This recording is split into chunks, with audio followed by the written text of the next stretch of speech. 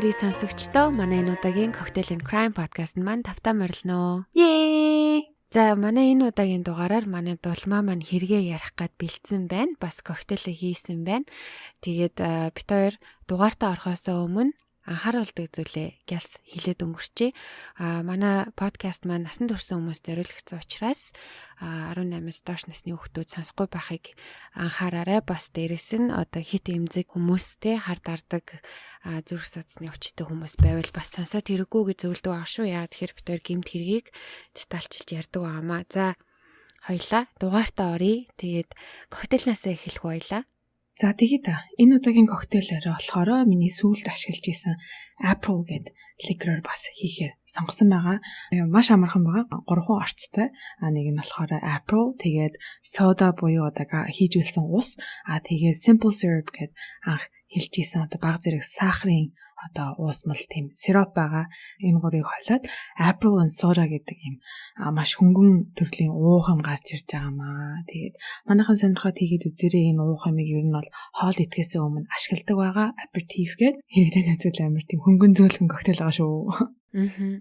Амар гоё үнэртэй юм аа. Айгуу гоё үнэртэж байна. За тэгээд хоёлаа хэрэгтэй оръё. Чи хэний тухай ярих гэд бэлдсэн байна. За тэгээ энэ удаагийн хэрэгээр бас жоохон хүн сонсогдож магадгүй. Тэгээд жоохон хүүхдтэй холбоотой болохоор манай сонсогчд бас араад аж сонсоорой гэж хэлмээр байна. Энэ хэрэг болохоор Англи улсын одоо Liverpool гэдэг хотод хотын хавцаа болсон байгаа. 1993 оны 2 сарын 12-ны өдөр Denise Bolger гэх эмэгтэй рүү найз нь залгаад хамт дэлгүүр явах гэж асуусан байдаг. Денис тэгээд хүүхдээ хараа гэртээ зүгээр байжснаас найзтайгаа хамт гадуур явъя гэд саналыг хүлээж аваад 2 настай хүү болох Джеймсийг дагуулan явсан байдаг. За тэгээд тухайн хотод байрлах томоохон шопинг центруудын нэг болох New Strand гэдэг газрыг зорьсон байгаа. Тэр газар нь болохоор ер нь бол хувц сунараас эхлээд хүнсний бүтээгдэхүүнгээ ер нь бүх зүйл өгдөг тийм том шопинг центр. Денис хүүгээ дагуулan найзтайгаа шопинг хийсний эцэст хамгийн сүүлд орох ёстой дэлгүүр нь болохоор махны дэлгүүр байсан. Тэгээ оройн зогондоо идэх махаа янзлуулж аваад төрөвчөө гарган мөнгөө төлөхдөө одоо хөтөлж авсан 2 настай хүү болох Джеймсийнхаа гарыг төр зуртаа тавьсан байдаг. За тэгээд мөнгөө төлчөөд эргээд харсан чинь хүүн алга болчихсон байсан. Эхлээд Денис болон цагдаа нар бодохдоо Джеймсийг одоо нэг юм хараад одоо тэрэндээ сатаараа дагаад явчихсан. Энэ том шопинг центрийн нэг газар байгаа байх гэж хайлтыг хийж исэн байгаа. Гэсэн хэдий ч 530 минут болж шопинг центр хаалгаа байхад Джеймс хүү олдоогүй. Дэлгүүрийг нэг бүрчлэн шалгахад олдоогүй учраас дэлгүүрийн ойр хавийн одоо хайлтанд хүч нэмэн хүүг хайж эхэлсэн. Тэгээд хүүг хаагаад мэдээж хамгийн түрүүнд шалгах зүйл бол дэлгүүрийн CCTV буюу одоо хяналтын камерагаа. За тэгээд хяналтын камерыг шалгахад 3 цаг 39 минутанд Джеймс ээжтэйгээ махны дэлгүүрт байсан нь харагд. 1 минутын дараа буюу 3 цаг 40 минут гэхэд Денис сандарсан байдалтай хүүгээ хайгаад дэлгүүрийн нэг давхарт явж исэн. Яг тэр үед нь Джеймс дэлгүүрийн дээд давхарт эрэгтэй хүний араас гүйж байсан нь харагддаг. 2 минутын дараа буюу 3 цаг 42 минутанд Джеймсийг нэгэн эрэгтэй хүүхэд хөтлөн шопинг центрээс гарч байгаа нь хяналтын камерт харагдсан байна. 1 минутын дараа буюу 3 цаг 43 минут гэхэд Джеймс дэлгүүрийн үүдэнд үл таних 2 хүнтэй явж исэн. За хэргийг тайлах ганц баримт нь одоо дэлгүүрийн CCTV байсан ба одоо тухайн үеийн технологийн чанар муу байсан тул 2 этгээдийн царайг гаргаж авахд одоо маш бэрх байсан. Цагдаа нарын тогтоосноор 2 этгээд нь өсвөр насны цагаан арьстай 13-аас 15 орчим насны 2 хөвгүүд гэж тогтоосон. Хэвлэл мэдээллийн хуралхийн Джеймсийн зургийг цацхад нэлээд хэдэн хүмүүс одоо холбоо бариа мэдээлэл өгсөн байгаа. Дэлгүүрийн орчимд байрлах гүүрэн дээр 2 хөвгүүдтэй явж байхыг харсан хүмүүс мэдээлэл өгсөн байдаг.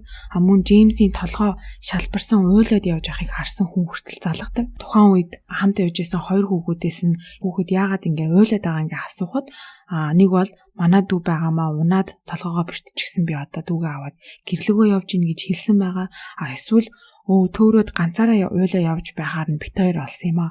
Одоо цагдаагийн хэлтэс рүү дагуулад ээж аавыг нь олох гээд явж ийн гэсэн тийм мэдээлэл өгсөн байдаг. За ийм байдлаар Джеймсийг тэр хоёртой явж байхыг нийтдээ 38 хүн харсан. Тэгээ эрэлтийн багийнхан муу усны сувгаас эхлээд одоо бүр шумбагчаар хүртэл голыг хүртэл нэгцэн боловч Джеймсийг олж чадаагүй байгаа. 1993 оны 2 сарын 14-нд буюу Джеймс хүү алга болсноос 2 хоногийн дараа хичээлээ таслаад явж байсан хэсэг хүүгүүд цагдаагийн хэсэгт бүр ингээд шаагилдан орж ирээд цагдаагийн байгууллагын араар явах галт тэрэгний зам дээр цогцос байна гэж мэдүүлсэн. Тухайн үед ажиллаж байсан цагдаа хэргийн газрыг очин шалгахад цогц нь галт тэрэгэнд дайруулан дундуураа тасарсан байдалтай харахад бага насны хүүхэд гэдг нь мэдэгдсэн. 100% ноцтой биш хэдий ч Денисийг сэтгэлээ бэлтгийг цагдаа нар анхааруулсан байгаа. Тэгээ тухайн цогцыг Джеймс гэдгийг авга ах нь очиж тодорхойлсон. Ийхүү харамсалтайгаар 2 настай Джеймс хүү нас барсан байдалтай олцсон. Хэргийн газар нь ээжтэйгээ явж байсан дэлгүүрээс 4 км орчим зайд байсан. Мөн тухайн дүүргийн цагдаагийн хилцээс километр хүрэхгүй газар байсан. Анх хэргийн газар цагдаа нар болон шинжижид очиход цогцыг харахад галт тэрэгэн дайруулан нас барсан гэж таамаглаж байсан хэдий ч одоо Джеймсийн толгой болон биеийн дээрх байгаа шархыг хараад осол биш гэдгийг тогтоосон. Ийхүү хэргийн байдал нь хүүхэд хулгааснаас хүн амны хэрэг болон одоо 2 этгээдийг хайх үйл ажиллагаа ширүүлсэн. Хяналтын камер дээр харагдах 2 дүрсний царайг гаргахад бэрх байсан хэдий ч тухайн үед дэлгүүрийн ойр хавьд явж байсан 10-аас 18 насны 20-од хүүгүүдээс байцаалт авсан. Тухайн үед байсан одоо хамаг сайн технологиороо хяналтын камерт бичигдсэн царайг одоо бага зэрэг сайжруулан Английн Crime Watch гэх гэмт хэргийн нэвтрүүлгээр 2 хүүгүүдийн дүрсийг цацсан. Тухайн нэвтрүүлгийг үзсэн нэгэн эмэгтэй мэдээлэл өгсөн нь хичээлээ байнга тасалж сахилахгүйж явдаг нэг 2 байна да. Бараг наа 2 ч мөн байна гэж мэдүүлсэн. Мэдээллийн дагуу 2 сарын 18-ны өглөө Роберт Томпсон болон John Venables гэх хоёрыг баривчлан авсан байгаа. Роберт Томпсон болохоор 10 настай 2 эрэгтэй дүү болон ээжтэйгээ хэрэг болсон газраас холгүй амьдардаг нэгэн. Дээрээ 4 ахтай боловч ээж нь хүүхдүүдэд асран хамгаалах боломжгүй улмаас foster care буюу хүүхэд асран хамгаалах програмаар дамжуулан айлд амьдардаг байсан байгаа. Хэрэг дээр ажиллаж байсан мөрдөн байцаагч Робертийг өрөөнөөсөө гарч ирэхийг хүлээж байхдаа 7 настай дүүтэй нь ярилцсан. Дүү нь хэлэхдээ 2 настай Джеймсийн тухай би мэдээгээр үзсэн. Манай ах бит хоёр хэргийн газар очиж цэцэг хүртэл тавьсан гэж хэлсэн байдаг.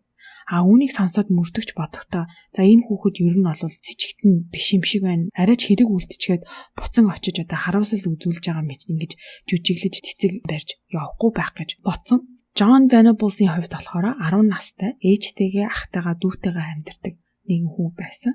Багш нарын хэлснээр болохоор ер нь бол сахилахгүй талтай хүү гэж дурддагсан байна. 2 хүүгүүдийг 2 өөр хилцээр аваачин мэдүүлэг авсан ба мөрдөн байцаагч нарын хувьд одоо хүн амны хэрэгт холбогдсон хамгийн залуу бага насны хүмүүс байсан. Мэдээж 10 настай хүүхдээс одоо мэдүүлэг авч байгаа учраас маш болгоомжтой эвтэйхэн авах шаардлага гарсан.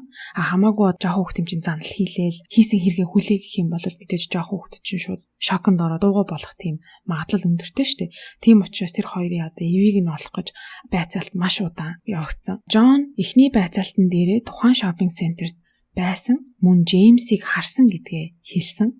Харин Роберт эхний байцаалтан дээр үннээ хэлээгүй байж байгаад хоёр дахь байцаалтан дээр үннээ хэлж шопинг центерт байсан мөн Джеймс хүүг зүгээр харсан гэдгээ хэлсэн. Тэгээ хамгийн сонирхолтой нь Роберт Джеймсийг зүгээр хараад өнгөрсөн гэж хэлсэн мөр Джеймсийг ямар хувцас өмсөж явсныг бүр детальчилж хэлсэн. Тэгээ мэдээж мөрдөгчний хувьд бол сэжиг бүхий зүйл штэ энэ чинь 10 настай хүүхэд өөр хүүхдийн яг юу өмсөж явсныг бүр тэгж амар детальчилж мэдэж байсан нь тэг бүр амар сонирхол татсан. Джонни хувьд болохоор сэжиг төрүүлсэн байдал нь юу вэ гэхээр хилтэлсээр ирээд хурууныхаа хийг өгч байхдаа цагдаагаас хүний хайрсанд хүрсэн хурууны хийг харж болдгоо гэж асуусан. Мөн Робертийн хувьд бие хилэмжийг нь шинжгээд Джеймстэй харьцаагүй зүгээр дэлгүүрт байхыг харсан тухай ярих болгондоо хөлөө саван хөдөлгөж байсан. Биеийн хилэмжээр хүнийг ер нь бол худлаа ярьж ийн мэдэх боломжтой. Тэгээ хүмүүс худлаа ярьж байхдаа хамгийн наад захын зүйлдэг шинж тэмдгэн гэх юм бол гараараа юм оролддог, эсвэл хөлөө хөдөлгөж чичирдэг, эсвэл өөр тийшээ хардаг, хүнтэй юм ярьж байхдаа ихцэлж хар тиймэрхүү одоо биеийн хилэмж үзүүлдэг байгаа. Роберт хүү Джеймсийн тухай ярих болгонд хөлөө чичиргээд хөлөө савлж исэн гэж байгаа байхгүй. Тэгээ мөрдөгчнэрийн хувьд болохоор бас маш сэжиг бүхий санагдсан. 2 сарын 18-ны өглөөнөөс эхлэн байцаалт авт эхэлсэн бөгөөд дараа өдөр нь буюу 2 сарын 19-ний өдөр гэхэд Джон үннээ хэлчихсэн байна. Джон эхлээд үннээ хэлсэн нь байцаалтын өрөөнд ээж автаа үннээ хэлсэн байдаг. Джеймс хүүг яаж дагуулж явсан, түүний хөнөөгөөсөө өмнө хэрхэн тарчлаан зовоосон тухайга нэг бүрчлэн ээж аав хоёртой хэлэн уйлсан. Ээж аавынхаа үгийг сонсож бүх үннээ байцаагч нарт илчилсэн бөгөөд жинхнээсээ уйлж харамсаж байгаа нь харагдсан. Мөн бүх зүйл Роберт толгойлж удирдах хийсэн дүүсэн. Робертийн хувьд болохоор ямар ч харамсан шинж байхгүй, мөн хэрэгт ямар ч холбоогүй гэж хэлсээр байсан. За ингээд 1993 оны 2 сарын 20-ны өдөр Роберт болон Джон хоёрыг хүүхэд хулгайлсан болон хүн амны хэрэгт албан ёсоор шүүхэд дуудсан. Шүүх хурал эхлэхээс өмнө шүүхийн танхимд ирээд хэрэгээ сонсдог яг ингээ албан ёсоор эхлэхээс өмнө тэр хоёрыг шүүхийн танхимд ирэхэд дан нь 300-аад гаруй хүмүүс цугларсан байсан ба цагдаагийн машин ирэхэд бүгдээрээ дайраад тэр хоёрыг гаргаж ирээд Джон, Роберт хоёрыг ална гэж бүр хүмүүс сүрдүүлжсэн. Тэгээ маш амар шуугантай өдөр болсон байгаа. Энэхүү 11 сарын 1-нд албан ёсны шүүх хурал эхэлсэн бөгөөд Джеймсийн ээж шүүх хуралд ирээгүй. Хүүгээ хэрхэн тарчлан зовж нас барсныг сонсхийг хүсээгүй учраас ирээгүй гэж сүүл ярилцлага өгсөн. Джон, Роберт хоёрыг нийтдээ 3 хэрэгт буруутай гэж үзсэн нь нэгт хүүхэд хулгайлсан, хоёрт хүний амьд хүрсэн, гуравт өөр нэгэн хүүхдийг хулгайлах гэж оролцсон ийм 3 хэрэгт буруутай гэж үзсэн. Яагаад тэр 3 дахь хэрэг нь бас гарч ирвэ гэсэн. Джеймсийг хулгайлдаг өдөр 12:30 минутын үед Джон, Роберт хоёрыг нэгэн эмэгтэй тэр шопинг центерт харсан. Хүү охин хоёртойгоо дэлгүүрт явж байхад Роберт, Джон хоёр хажууханд нь ярьж байгааг сонссон. Юу гэж сонссон бэ гэхээр Роберт Джонд хэлэхдээ энэ хоёрын нэгийг нь авъя гэж хэлсэн бөгөөд тэр эмэгтэй бодохдоо энэ хоёр одоо хулгай хийх чинь гэж бодоод нэгийг нь бодоогүй шопинга хийгээд явсан байдаг. Сүүлд Джон мэдүүлэхдээ тэр эмэгтэй хүүхдийн нэгийг нь авч яваад дэлгүүрийн урд байх төв зам дээр аваачин машины урд түлхэн хөнөөх санаатай байснаа хэлсэн. Джон, Роберт хоёр Джеймсийг аваад явж байхыг харсан 37 гэрч шүүхийн танхимд ирсэн бөгөөд Джеймсийг хинбэ яагаад уйлчихв те на толгой тарих нь яатсан гэж асуухад манай дүү агаамаа гэрлүү ээж авруугаа авч явж ийн гэж хэлсэн байдаг. Өөрний хэлсэн юм нь төрсэн хүүхэд цагдаагийн газар руу дагуулж явж ийн гэж хэлсэн. Шүүхийн танхимд ирсэн гэрчүүд одоо тэр 37 гэрчүүд бүгд өөрсдөө хэр их буруутаж байгаагаа илэрхийлсэн. Хинч тэгтээ 10 настай 2 хүүхэд тийм аимшигтай зүйл хийн гэж бодохгүй штэ. Тийм болохоор тэр 2 хүүгийн хэлсэн зүйлд нь итгээд дүүгээ аваа явж байгаа юм байна. Бас ямар хөөрхөн 2 хүүхэдвэ ингээд төрсөн хүүхэд цагтаа дээр авчиж өгч ин гэж бодоод явуулсан байгаа хгүй тэр хүмүүс. Тэгээ шүүх хурал эхлэхэд нотлох баримт болсон зүйлс нь Джеймсийн цус болон үс тэр хоёрын гуталнаас олдсон. ДНК-гийн шинжилгээгээр шинжгэд яг таарсан байдаг. Мөн тухайн өдөр тэр хоёр дэлгүүрээс будаг, чихэр болон тоглоом хулгайлсан бөгөөд тэдгээр нь Джеймсийн нас барсан байсан тэр хэргийн газраас олдсон. Джеймсийн нүүрлүүн цацаж тоглосон байдаг. Тэр яг будаг нь Джонны хувцсан дээр цацарсан байсан нь илэрдэг. Мөн Джеймиг цохиж гэмтээхэд ашигласан цус болсон 27 ширхэг чулуу, тоосго мөн 10 кг жинтэй төмөр гих мэт зүйлс хэргийн газраас олдсон. Джеймсийн цогцос олдоход бүхсэн биеийн нүцгэн байсан нь хүүг бэлгийн хүчирхийлэлд оруулсан байх магадaltaйг харуулсан боловч шулуун гидсний хүндэд юм олдоог шинжилгээ хийх зүгээр гэж гарсан учраас бэлгийн хүчирхийлэлтэйгүү гэж тооцсон байна. Шүүхийн танхимд Роберт Джон хоёроос асуулт асуугаагүй бөгөөд байцаалт авахд бичсэн аудио бичлэгэн дээр үндэслэн шүүх хурал явагдсан. Мөн хэрэг дээр ажилласан хүүхдийн сэтгэл зүйч болон сэтгэл судлаачдын хэлснээр Роберт Джон хоёр буруу зүйл хийж байснаа мэдэж байсан. Буруу зөвийн ялгааг тэн байж энэ хэргийг үйлдсэн. Ямар ч тийм өсөлт божилтын доголдол байхгүй гэж шийдэлд хүрсэн байна. Ийхүү шүүх хурал эхлээд 3-7 хоногийн дараа иргэдийн төлөөлөгч нар шийдвэрээ гаргаж Роберт Томпсон болон Джон Venables хоёрыг хүн амны хэрэгт буруутай гэсэн шийдвэр гаргасан. Тэр хоёрын наснаа шалтгаалаад хүртэх ял нь 8 жил тоосон бөгөөд Джеймсийн ээж эсэргүүцэн гомдол гарган явсаар агаад 15 жил болгосон боловч 4 жилийн дараа тэр шийдвэрийг өөрчлөн Роберт Джон хоёрыг 8 жил хорих ял өгсөн байна. Ийхүү 8 жилийн турш Роберт Джон хоёр хичээлд явна, сэтгэл зүйчтэй тулж ажилласны эцэст нийгэмд хор нөлөөгөө хэмээн шийдвэр гаргаж 2001 оны 6 сард 18 настай Роберт Джон хоёрыг сулласан байна. Суллагдах нөхцөл байдал нь болохоор насан туршдаа тэнцэнд байх, хоорондоо холбоо барьж болохгүй, Джеймсийн гэр бүлтэй холбоо барьж болохгүй, хэрэг болсон нутаг дэвсгэрт очиж болохгүй, мөн тодорхой цагаас хойш хөл хорионд байж тус-тусын тэнцэнгийн байцаагч нартай тодорхой цагт уулзаж өөрийгөө ажил болон амьдралыг репортлах гэсэн тийм нөхцөлтэй байсан. Хэрвээ ямарваа нэгэн байдлаар нөхцөлийг зөрчихвөл хоригдно. Хэвлэл мэдээллээр маш өргөн цацагдаж англи улс гэлтгүй ер нь бол дэлхийг дөргөөсөн хэрэг байсан учраас тэр хоёрын аюулгүй байдгийг харж үзэн нэр ус бүх зүйлийг нь албан ёсоор сольж нийгэм нэгтгэсэн байдаг. 2001 оноос хойш суллагдаад хоёулын нэр ус бүх юмаа солилцсон. Иргэний үнэлэг төрсний гэрчлэгээ бүх юмыг нь сольж өгсөн гэж аахгүй улсаас. Энэ хоёрыг суллагдсанаас хойш энэ хоёроос болж хид хідэн хүмүүс бас хоригдсан байдаг. Яагаад вэ гэхээр Роберт Джон хоёрыг олж илрүүлэн зургийг нь Twitter болон Facebook-т тавьсан.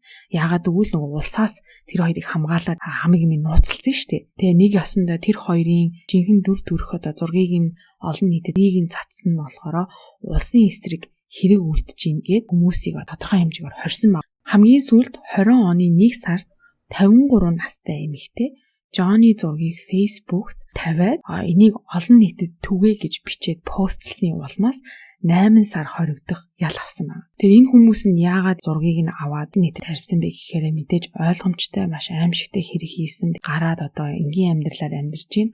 Бас дээрээс нь бусад хүмүүст сэрэмжлүүлэг болохын тулд Facebook болон Twitter-ээр тавьсан гэж. Яг одоогийн байдлаар Роберт ямар ч мэдээлэл байх 2001 онд суллагдсанаас хойш шинэ нэрээ аваад шинэ амьдралаараа ер нь бол ямар ч хэрэг төвөгт орооцолтой. Харин Джонни хувьд суллагдаад нэг биш нэлээд хэдэн удаа хэрэгт холбогдсон. Архитан согтуурсан, хар тамхи биедээ авч явсан. Мөн түүний үерхэх охтууд нь дандаа 16-17-тай заяа өөрөө 20 гарсан залуу байж иж. Тэгээд найз охтуудаас нь тэр хариуцж авсан тэнцэнгийн байцаагч нар нь асуусан та нар өөрсдөө зөвшөөрөн сайн дураараа үерхэж байгаа юу гэд асуухад найз охтууд нь бүгдээрээ өөрсдөө зөвшөөрсөн сайн дураараа үерхэж байгаагаа илэрхийлсэн. Тэгээд сэтгэл зүйчдийн үзснээр яг нөгөө эд үерхэх найзлах яг өсвөр насаа 20 ангид өнгөрөөсөн тул сэтгцийнх нь тэр бойжилт нь хоцрогдсон байх магадaltaй. Тийм учраас өөрөөсөө дүү охтуудыг сонирхчиж магадгүй. Тэгээ энэ нь болохоор нормал нэ гэж үтсэн. Ийхүү явсаар хагаад Джон 2010 оны 2 сард өөрийнх нь жинхэнэ нэрийг нь ажлынх нь чиглэлээ яах вэ гэд хариуцсан байцаагчийг гэртээ дуудсан байдаг. Тэгээ байцаагч нь гэрт нь ирэхэд Джон компьютерийнхаа хард драйвыг гаргаад ирчихсэн. Тэрийг эвдлэх гээд хутгаар зоогоод сууж исэн гэж аахгүй. Байцаагч нь хараад энэ амар сэжиг бүхий үйлдэл байна гэд хард драйвыг нь аваад шалгахад дотор нь насанд хүрээгүй хүүхдийн порнограф байсан. Маш олон порнограф байснаас бүр хамгийн амар нь 7 болон 8 настай 2 хүүхэд бэлгийн хүч хилэл өртөж буй тийм бичлэг, зураг, гих мэт бүх зүйлс байсан. Тэрийг өөрөө үздэг, мөн бусдад түгээдэг байсан баг. Энэ явдлаасаа болоод 2 жилийн ял авсан, 13 онд суллагдсан гэж байгаа. 2хан жил аим шиг мааддаг. За 13 онд суллагдсныхаа дараа 18 онд буюу 5 жилийн дараа насанд хүрээгүй хүүхдийн порнограф үзсэн гээд 3 жилийн ял дахиад авсан байна. Одоо хүртэл 20 ангид байгаа. Английн засаг газар Джонни нэрийг нууцлан ийш тийш нүүлгэж бүх юмыг шинээр эхлүүлэх маш өртөг өндөртэй гэж үзээд Канада, Австрали болон Шинэ Зеланд газар руу цагаачлуулахыг оролцсон гэж. Гэтэл тэдгээр улсууд нь ёстой нөө бодоод ч хэрэггүй гэж хариу өгсөн байна. Өөрсдийнхээ тэр амар хүчээр хийлэх муухай ер нь бол нэг ясантай нийгмийн хог шаарыг бас өөр нэг газар аваач ингэж нуух гээд миний ерөөс толгойд ерөөсө багтахгүй байхгүй юм. Уншичаад хоёр хэрэгтний хувьд ийм байгаа. Джеймсийн хувьд хэрэг болсноос 17 хоногийн дараа буюу 1993 оны 2 сарын 29-нд оршуулсан байдаг. Джеймс ээж аавын хайртай нандин хүү байсан. Маш ийлдэг, найрсаг, үргэлж дуулж бүжиглэж инээж явдаг хүү байсан гэж ээж аав дурсдаг.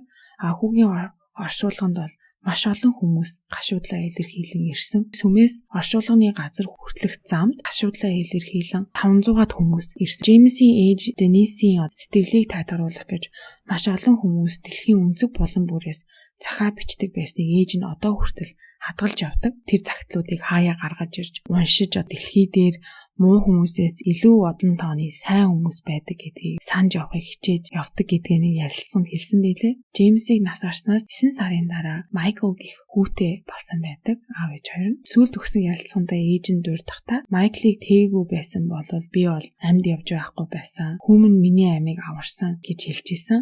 Тэгээ харамсалтай нь Джеймс тохиолдсон хэрэгээс болоод аав ээж хоёр нь сэтгэлийн шархаа дийлэхгүй гэх юм одоо хоёр тишээ болсон. Денис одоогоор 2 дахь нөхөртөө 3 хүүтэйгээ амьдардаг. Тэгээ Роберт Джон хоёрыг чөлөөтэй амьдарч байгаа нь Денисийг маш төвшөөртэй байлгадаг гэж ярилцсан дээрээ дуртаж илээ. 3 сайхан хүүгийн тэр хоёр гинт гарч ирээ дахиад аваа явуучих юм шиг санагддаг гэж дурдсан. Тэгээ Денисийн одоо хийж байгаа зүйл нь болохоор Джон Роберт хоёрын одоо жинхэнэ дүр төрхийг олон нийтэд зарлаж нэрийг нь хүртэл хэлэх ёстой петишн үүсгэж хуульчтай ярилцаж хөөцөлдөж яваан билээ. Одоо хүртэл өөрөө хэлэхдээ миний хүүг юу ч болоогүй юм шиг аваад явсан.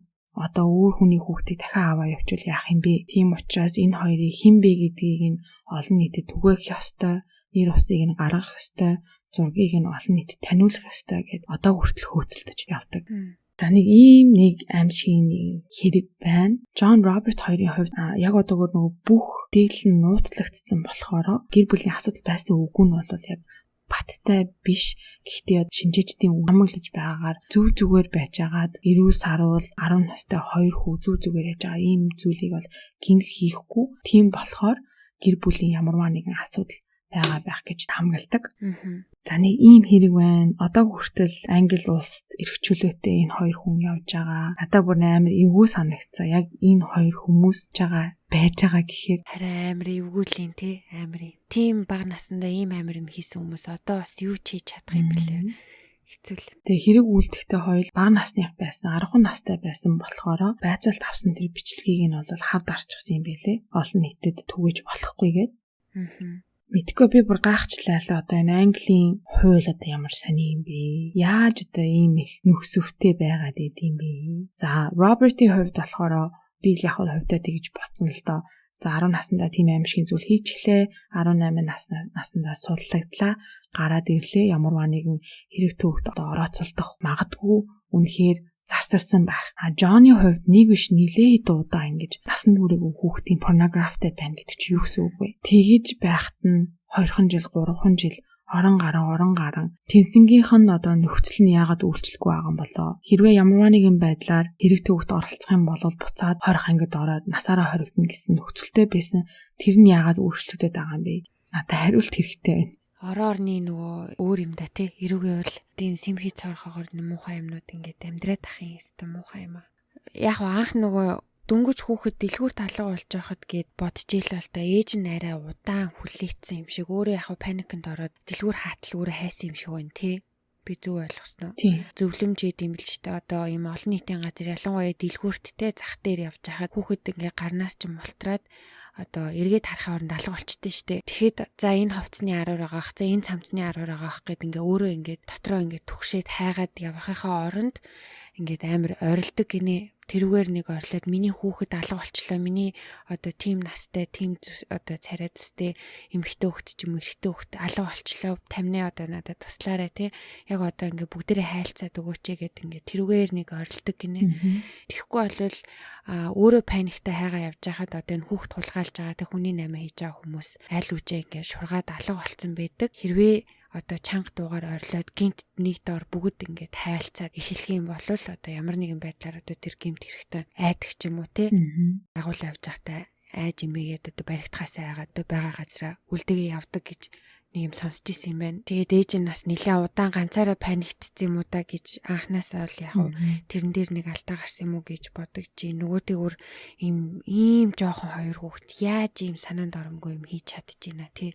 Тэр нөгөө нэг гэмт хэрэгтэн бүтээгддэггүй төрдгөө гэдэг асуултаас дахиж гарч ирж байгаа юм санагдаж байна. Энэ хоёр бол миний бодлоор төрцөн ч юм шиг одоо эцэг их нь яаж ч ямар ч хүчирхийлэл үзүүлдэг байсан гэсэн ийм жоохноосоо ийм үйлдэл хийх гэдэг чинь бас айхтар юм а. Хэлэх үг үнэхээр олдохгүй байна. Энэ хоёр доо төлөвлөж явсан тэр өдөржингөө дэлгүүр шопинг центрээр явсан тулгаа хийсэн зүйлүүд нь угаасаа жоохон хүүхдийг уруу татгаж улгаалсан зүйл чихэр Trolley doll л нэг тийм Google-тэй тоглоом. Тийм юм ингэж улгаалж хүүхдүүдийг уруу татсан байгаа аахгүй. Өмнөх хүүхдийг энэ дээр одоо машины өмнөр түлхэж машин мөргүүлэхийг хүссэн гэдэг ч юу гэсэн үг. Тэр хяналтын камераар харахад бүх зүйл 4 минутын дотор болсон. Төрөвчөө гаргах гад хүүхдийнхаа гарыг тавиал буцаа харсан ч одоо тэр бол төрөвчөө гаргаад мөнгөө өгөхөд бол ер нь бол минут ч хүрэхгүй штэ. Тийм штэ. Тэгэл харахад хүүхэд нь байхгүй болчихсон байсан. Хайгаал явж байхад 4 минутын дараа хүүхэд нь бүр дэлгүүрийн гадаа явж исэн гэхэр чинь бүр маш хурдан болоод өнгөрсөн байгаа. Үнэхээр бүр хүүхдээ бүр хизээж тавьмааргүй бүр санагдтал. Нүдэрийн зурал амар хурдан болчих юм аа нэр. Харин тэгээ жоохон бага насны хүүхдтэй бас сонсож байгаа эцэг эхчүүд ч авсан баг. Тэгээ жоохон дүүтэй хүмүүс бас сонсож байгаа баг. Амандаа 100 гэдэг шиг өөрөөсөө бараг гинжлээ явж юм уу яа тэгээ хизээ хаана юу болох нь мэддэхгүй. Сонор сэрэмжтэй байхгүй л айгу бүх юм угаасаа маш хурдан болж өнгөрөх нь угаасаа ойлгомжтой. Тэр нөгөө нэг бичлэгнүүд эд шттэй хятадд хүүхд тулгаалж байгаа бичлэгнүүд зүгээр уг зүгц татаал зүгээр секундын дотор алга болчих. Яг ийм юм болно гэж хэлж байгаа юм биш. Тэгээ хүүхд алга болсон цагт зүгээр тэр доороо маш чанга дуугаар аль болох олон хүнд мэдэгдэх хэрэгтэй байх нь. Тэгвэл одоо гэмт хэрэгтэн яг ямар хүн байх нь үнэхээр тодорхойгүй байна те. Эмэгтэй хүн байж болж гин, эрэгтэй хүн байж болж гин. Одоо гаднаас нь хараад энэ бол нэг хэр хийчихэр хүн байна. Энэ бол зүгээр хүн байна гэж хизээч хэлхий аргагүй байх нь. Тэгээ ийм жоохон хүүхдүүд хүртэл ийм амар хэргийг үлдэх одоо чадвартай сэтгэн бодох чадвартай байна. Тийм амар муухай одоо юу гэдэг чөтгөрлөг бас байж болох нь байна штэ. Бүр амар санаанд оромгүй ч гэсэн боломжтой юм байна. Тэгэхээр бүхэл одоо нэг үхсэн үнээс биш амьд үнээс гэдэг чинь л дахиад гарч ирж юм да. Тэгээд ямар ч хүнээсээсэн хүүхдээ бүрцтэй нүднийхээ цэцгийн мэт хамгаалах нь байна штэ. Амар юм аа. Джеймсийн хэрэг гарснаас хойш хүүхдүүдийн нэг юм үүргэвчиг өөрүүлцдэг тэгээ ингээд урт оосортай гарант чинь ингээд байж идэг. Джеймсийн хэрэг гарснаас хойш Англид тэр хүүхдийн одоо үргэвч гэх юм уу та одоо уяа худалдаа нь бүр амар өссөн гэсэн. Хаач явсан газар хүмүүс бүгдээрээ хүүхдээ ингээд нөгөө нэг юу яцсан. Уяатай. Одоо хүртэл ингээд харагддаг ш гадуур явж байгаа нэг юм бүрхэн сармагчин мармагчин ингээд цүнх шиг мөртлөө хойно ингээ уяатай ингээд ээж аав нь ингээ муухагаар хэлэхэд яг ингээ нохоо шиг харагддаг л та. Тэгтээ бас бидний харч ямар балаа ингэж боддог гэсэн аахгүй. Тэгээ энэ хэргийг ингээ унсныхаа дараа бас үнэхээр хэрэгтэй юм байна гэдэг шийдэлд хүрсэн гэсэн. Тиймэрхүү юм байвал бас манайхан аваад хэрэглэхгүй олон нийтийн газар явж байхдаа хөөрхөн л харагддсан билээ. Бас нэг бараа реклам бичлээ. Энэ барааг зардаг хүмүүс байл бит баярлаа хантаарч. Тэгээ угаасаа нөгөө нэг яг хөлд орцсон баг насны хүүхэд ч айгу хөдөлгөөнтэй байдаг шүү дээ. Тэгэхээр нөгөө тас хориод тэврээд хөтлөөд байгаад байх айгу бас хэцүү. Тийм уяатай хахаар чи бас ядаж нэг хэдэн метрийн зайд өөртөө таваараа гүйж яхад бас зүгээр юм да тий. Өөртөө зардаг юм шиг л рекламдж ах шүү.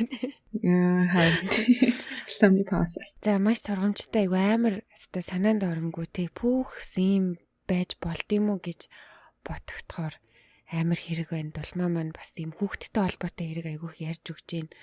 Тэгээ маш их баярлаа. Бахан хүүхдүүдтэй хэрэг байдаг болохоор энийг сонсохгүй боллоо. Үгүй уйлал сонсоод идэв юм шиг л штэ. Баахан уйллаа гэл сэтгэл орж ирээд идэв. Зарим чадахгүй байна. Би комментиг нь уншиж чадахгүй байна боллоо.